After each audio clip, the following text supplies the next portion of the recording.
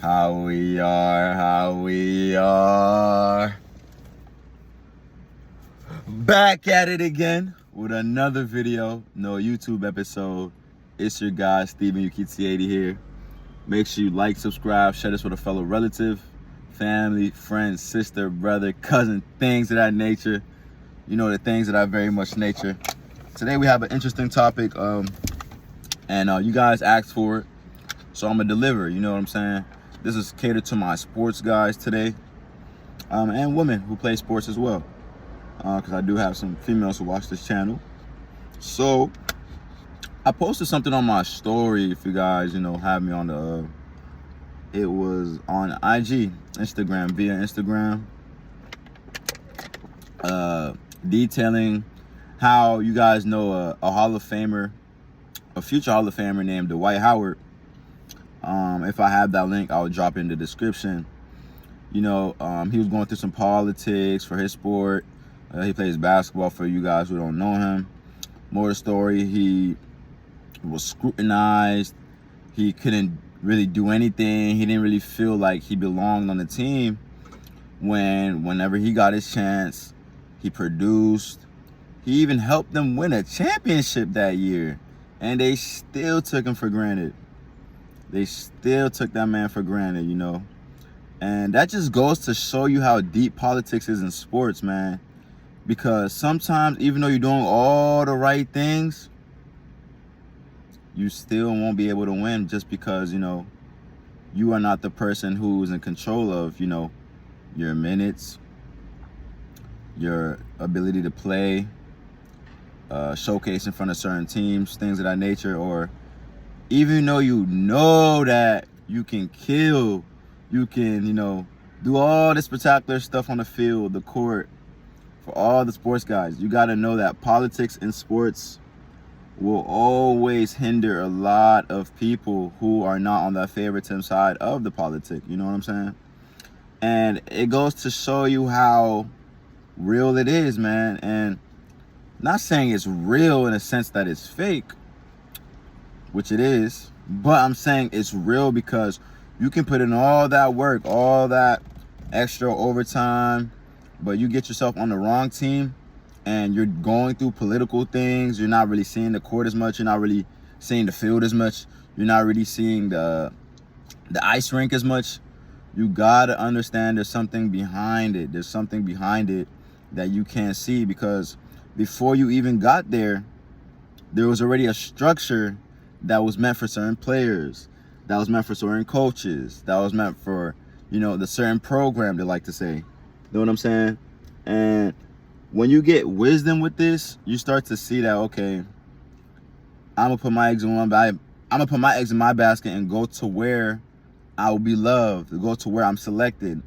A lot of people, even myself, I made a mistake growing up. I wish I had somebody to tell me, go where you're loved. Don't just go somewhere because you hear the tickling ears of the opportunity, just because you hear such and such will let you, get this much opportunity to shine or do all this. Don't go by what you hear, go by what you see. And, sometimes a lot of us fall victim to this because we get there and it's not like what we expected it to be. Don't worry, I fell victim of this several times. And I just don't want y'all to make the same mistake as me.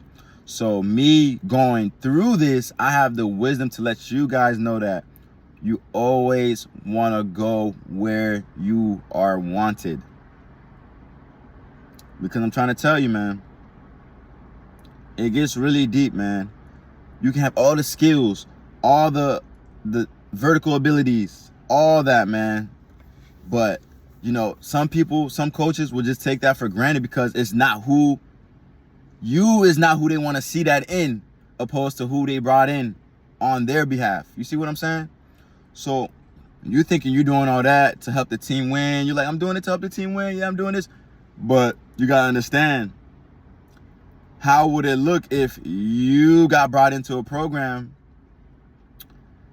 after a coach recruited somebody to get there, and you are better than them, you outplay them, and you outshining them in a certain aspect of what you do to the best of your abilities. That wouldn't look too good on that coach, wouldn't it? If you ask me, right? I know it wouldn't. And some of you are like, Steve, well, okay. If so, then why don't you get the opportunity to play if you're still better than the person that coach brought in, or that coach recruited, or, a certain player that coach wants on that team to shine? And I'm going to tell you this. Well, it's going to look bad on him individually as a coach that the player that he brought in is not better than a walk-on. That's not better than somebody who reached out for an opportunity. That's not better than somebody that he knew coming into the program beforehand. That's not a scholarship player. That's not a player that, was on the radar on his list until, certain circumstances were changed and brought up, and you luckily had to come upon, and, you've been working so hard. You've been pushing so hard, finding so many obstacles, and you thinking you about to get your breakthrough, and you still got to fight to beat that. And you're like, why is it happening to me? And this is why, because that coach can't let that fall back on him. That certain program can't let that fall back on them. So they're going to limit your playing time. Like Dwight Howard, they had to limit his playing time. He said, okay, they limit my playing time. I'm going to stay over extra practice. They're like, okay, if you stay over practice and you're already a future Hall of Famer, you're really good. How good can you get? Because my certain players are not staying after practice for this much hours as you. So we're going to cut out access to the facility. So now he couldn't go to the facility. It's crazy. And he's like, okay, y'all going to cut up this facility? All right, I'm going to get in the weight room. Boom. He's in the weight room. He can't even show other people what he's doing in the weight room. He can't even work out with his shirt off because they said he was too in shape. And at this point, you're like, dang, it gets that deep? I mean, yeah, man. Especially when you get to the pros, which we'll get there one day.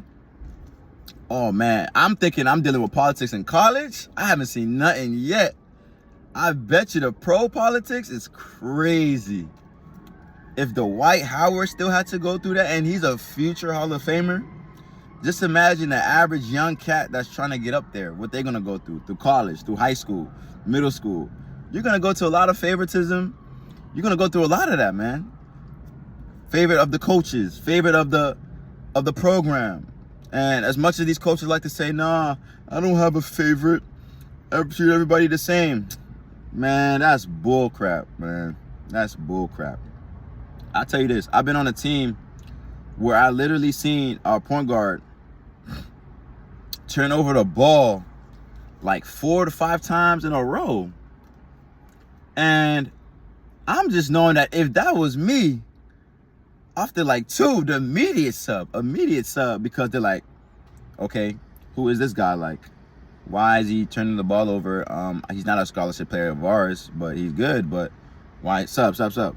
But if a player that they brought in, a player that they knew of coming into the program does it, they're going to try to hide it under the rug because, oh, I know him. I recruited him. I know his family. So we're going to not put too much pressure on him for making those turnovers or mishaps because, we still want him to be the face of the program because of how we brought him in. Going into the Dwight Howard story. Who was the starting center for the Lakers that started that second half to win them the championship, even though Dwight Howard helped them win the championship, and it was a big key factor. I think it was probably JaVale McGee or some other cat. We all know Dwight Howard is better than JaVale McGee. Career-wise, physical-wise, things like that. But you see what I'm saying? With the political things of, what Dwight Howard has over his belt, the freak of nature that Dwight Howard is, they was trying to hinder that. They wasn't trying to have him succeed on that squad because they didn't want him to get the shine of that center position. Why? Who knows? You don't know who's really, undercover hating on him. You don't know who just wants to see the worst for him. So you always got to make sure you're going to a program where you are loved, my youngins. Please don't make the same mistakes I did growing up, and I'm still learning, but I wish I had somebody tell me, don't just go for the big name schools. Don't just go for this. Go to where you are loved. You know what I'm saying? Politics will be here for a long time until I become a coach, obviously, because if I see a kid that's nice on the street compared to somebody I recruited, if he's busting my kid's ass that I recruited, I don't care what circumstances that they're in, that kid's going to play regardless. If he's better than the person I brought in, that kid is going to play. That's just how I am. That's how I was raised. I never really want to be a political type of coach or a political type of person.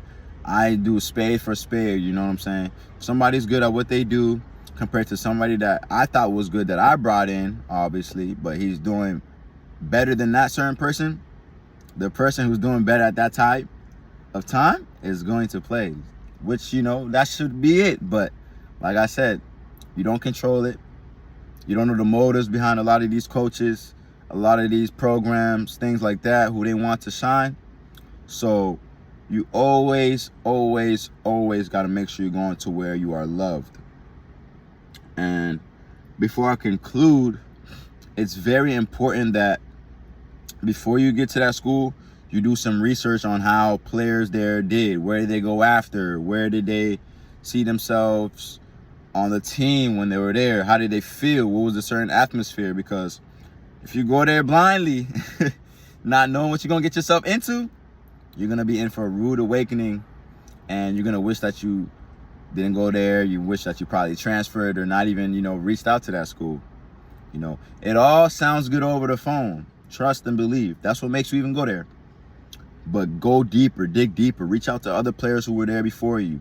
Reach out to other family members who have ties to that school, you know, and use that type of connection. Just like how, you know, these coaches are in connects with the players that they want to bring in, pro, college, high school, middle school, all that. They know the parents, they know their family. So the mistake they make is not the same mistake you can make. Even though you're doing good, you make it one more time mistake, it's going to be like you did it like for 5 times, 5 possessions, 5 face-offs, 5 missed goals, 5 missed tackles. You know what I'm saying? So never compare yourself to a person who's already there at that school prior to you getting there, prior to you getting to that pro professional team. Never compare yourself. Just read the vibes, see how things is going, and then make your decision. You know what I'm saying? Because politics is real, man. Politics everywhere. In jobs. Politics, favoritisms in freaking theater, freaking anything, you name it, politics is there, man. And once you understand this, you'll be at a clear headspace. You just want to work hard to, you know, get your position to see somebody who sees the light in you. And somebody will see the light in you, especially now. Yeah, somebody's going to see that light in you, man. Somebody's going to see that light in you, man. So keep working, stay strong, never get frustrated when you're going through this situation. If it's already too late, just grind it out. See if you can get out your opportunity. See if you can get out that situation and make a better situation for yourself, and make sure this is a smart situation. And, you know, just be tough. Be like Dwight Howard. Know that it's happening to you. Know that you're being watched because you're different. This doesn't happen to people that are just trash, that are just regular Joe Blows. People who get politically diminished in sports is because they're either a great player who don't know their value on where they are and they can go higher than that certain situation that they're in. Or the other reason why they get politically unfavored is because they're just not where they're loved. It don't matter how nice you are, how kind you are, your vibe, charismatic. Some people are just not going to like you. No matter what you do, no matter how nice you are, no matter how charismatic you are, some people, some coaches, some programs, some assistant coaches are just not going to like you, nigga. I'm sorry. Sorry I had to use that, but I really want to break it through y'all heads because I'm getting DMs. Yo, a kid hit me. I'm 13. I'm trying to walk on a JV basketball team. blah, blah, blah, I'm turning 14 soon, blah, blah, blah, blah, blah. I went to tryouts. I did something wrong, and coach started yelling at me. Why was he yelling at me but not yelling at the other players? I'm like, bro, okay, do you know the coach? Have you talked to the coach while you were in school? Does the coach know your parents? Do you go up to the coach's office? He said, no. There's your answer. So, like, not saying you got to be the coach's pet, but if you're in school, that kind of tends to work a lot, you know, going to the coach's office, talking to coach, because that builds the rapport. So when he sees you on the court, it's like he sees you come into his office. He sees you coming in to, you know, talk. And it don't matter how good you are, how nice you are at your sport. If you don't have that rapport with your coach, and this is something I should have learned earlier, then you won't really get that same opportunity than somebody who is intact with their coach, who always talking to their coach, and who always, you know, building rapport and doing certain things like that, you know. I don't vouch for you to be a coach's pet, but hey, if you really want to play on that certain team, then I guess you might have to do that for a little bit. But then after that, once your skills start to show more, then I would recommend that you don't do it, because at that point, that's when you're needed. So, hope I didn't take too much of your time today. This is how we broke down politics, favoritism, and sports. Back at you guys with another video tomorrow.